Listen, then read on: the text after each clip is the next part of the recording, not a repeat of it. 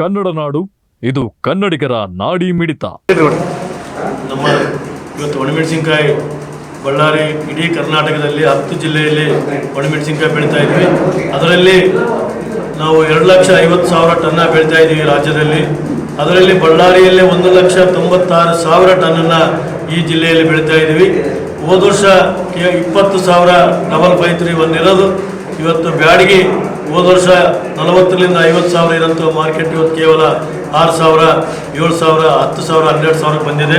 ಅದಕ್ಕೆ ಈ ರಾಜ್ಯ ಸರ್ಕಾರ ಮತ್ತು ಕೇಂದ್ರ ಸರ್ಕಾರ ಆಂಧ್ರದಲ್ಲಿ ಏನು 11,780 ರೂಪಾಯಿ ಯಾವ ರೀತಿ ಖರೀದಿ ಕೇಂದ್ರವನ್ನು ಆದೇಶವನ್ನು ಹಾಕಿದ್ರು ತೆರಿತೀವಿ ಅಂತೇಳಿ, ಇಲ್ಲಿ ಕೂಡ ಕರ್ನಾಟಕದಲ್ಲಿ ಆಂಧ್ರ ಸರ್ಕಾರ ಮತ್ತು ರಾಜ್ಯ ಸರ್ಕಾರ ನೆಪ ಹೇಳಬಾರ್ದು. ನಮ್ಮ ಎರಡು ಸರ್ಕಾರ ಮಧ್ಯಗೂಡಿ ರೈತರ ಸಹಕಾರಕ್ಕೆ ಬರಬೇಕು. ತಕ್ಷಣವೇ ಖರೀದಿ ಕೇಂದ್ರ ತೆರಿಬೇಕು.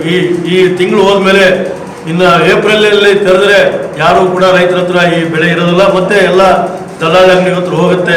ತಕ್ಷಣವೇ ಖರೀದಿ ಕೇಂದ್ರ ತೆರೆಯುವಂಥದ್ದು ಈ ಜಿಲ್ಲೆಯಲ್ಲಿ ಆಗಬೇಕಂತೇಳಿ 10 ಜಿಲ್ಲೆಯಲ್ಲಿ ತಕ್ಷಣವೇ ಖರೀದಿ ಕೇಂದ್ರ ತೆರೆದು ರೈತರಿಗೆ 13,500 ರೂಪಾಯಿಯನ್ನು ಬೇಡಿಕೆ ಇಟ್ಟಿದ್ದೀವಿ.